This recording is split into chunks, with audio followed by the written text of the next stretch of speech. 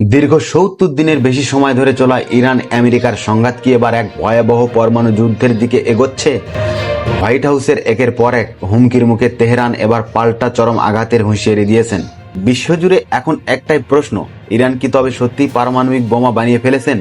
Tehran থেকে পাওয়া খবর অনুযায়ী ইরানের পার্লামেন্টারি কমিশনের মুখপাত্র ইব্রাহিম রেজাইন স্পষ্ট জানিয়েছেন, আমেরিকা বা ইসরায়েল যদি আবার ইরানের মাটিতে হামলা চালায় তবে তারা ইরানের সমৃদ্ধকরণের মাত্রা 90% পর্যন্ত নিয়ে যেতে পারে।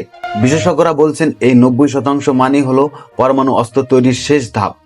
ইরানের এই ঘোষণা পশ্চিমা দেশগুলোর কপালে দুশ্চিন্তার ভাঁজ ফেলেছে। অন্যদিকে আটলান্টিকের ওপার থেকে গর্জে উঠলেন মার্কিন প্রেসিডেন্ট ডোনাল্ড ট্রাম্প। তিনি ইরানের এই ইউরেনিয়াম মজুদকে গুরুত্ব না দিয়ে একে পরমাণু ধুলো বলে কটাক্ষ করেছেন। তবে তিনি কঠোর হুঁশিয়ারি দিয়েছেন, বলেছেন ইরানকে কোনোভাবেই পরমাণু শক্তির মালিক হতে দেওয়া যাবে না। ইরানের পরমাণু ভান্ডারে কেউ হাত না বাড়ালে আকাশপথে হামলা চালিয়ে তা গুড়িয়ে দেওয়ার হুমকি দিয়েছেন মার্কিন প্রেসিডেন্ট ডোনাল্ড ট্রাম্প। জাতিসংঘের পরমাণু নজরদারি সংস্থা IAEA এর রিপোর্ট বলেছেন, ইরানের কাছে বর্তমানে 440 কেজির বেশি ইউরেনিয়াম রয়েছে, যা 60% পর্যন্ত সমৃদ্ধকরণ। বিশেষজ্ঞরা মনে করেছে 60 থেকে 90% পৌঁছলে এখন কেবল সময়ের ব্যাপার। একটি ছোট প্রযুক্তিগত পদক্ষেপ নিলেই ইরান বিশ্বের অন্যতম পারমাণবিক শক্তিধর হিসেবে পরিণত হতে পারে। কিন্তু কোথায় লুকিয়ে আছে সেই ধ্বংসাত্মক অস্ত্র?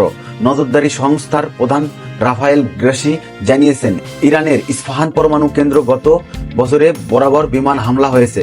স্যাটেলাইটের ছবিতে ধ্বংসের চিহ্ন দেখা গেলেও মাটির নিচে থাকা তাদের আসল ভান্ডার কতটা সুরক্ষিত বা উন্নত তা এখন বিশ্বের কাছে রহস্য। মধ্যপ্রাচ্যে শান্তির আশা প্রায় এখন নিভে গেছে। প্রেসিডেন্ট ট্রাম্প ইরানের শেষ প্রস্তাবটি বাতিল করে দেওয়ার পর পরিস্থিতি আরও জটিল হয়ে পড়েছে। ইরানও সাফ জানিয়ে দিয়েছে তাদের সেনারা যে কোনো হামলার জবাব দিতে আঙ্গুল টিগারে রেখেছে। শান্তির বদলে এখন কেবল যুদ্ধের দামামা বাজছে। এই যুদ্ধের প্রভাব শুধু মধ্যপ্রাচ্যে সীমাবদ্ধতা নেই, বিশ্ববাজারে জ্বালানি তেলের দাম আকাশচুম্বী হওয়ার আশঙ্কা দেখা দিয়েছে।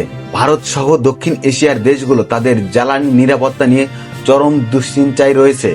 2015 সালের চুক্তি থেকে আমেরিকা বেরিয়ে যাওয়া এবং পরবর্তী সময়ে ইরানের বিশাল ইউরেনিয়াম মজুদ সবই যেন এক পরিকল্পিত পথে এগোচ্ছে। এখন প্রশ্ন একটাই, বিশ্ব কি এই পরমাণু যুদ্ধের কালো মেঘ থেকে মুক্তি পাবে, নাকি বড় দেশগুলোর জেদেই লড়াইয়ের বিপন্ন হবে আমাদের এই সভ্যতা? ভিডিওটি ভালো লাগলে অবশ্যই লাইক, কমেন্ট, সাবস্ক্রাইব করবেন এবং ভিডিওটি শেয়ার করে দিবেন।